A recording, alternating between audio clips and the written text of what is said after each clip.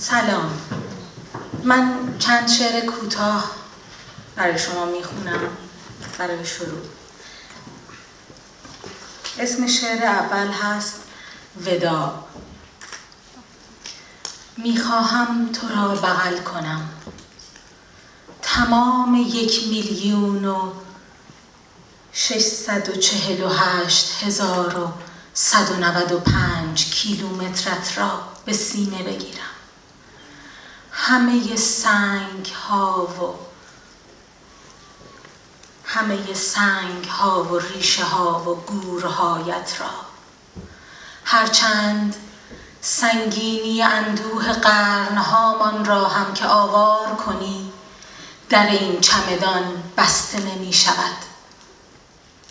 قله ها و رودخانه ها از درزهای وجودم بیرون خواهند ریخت.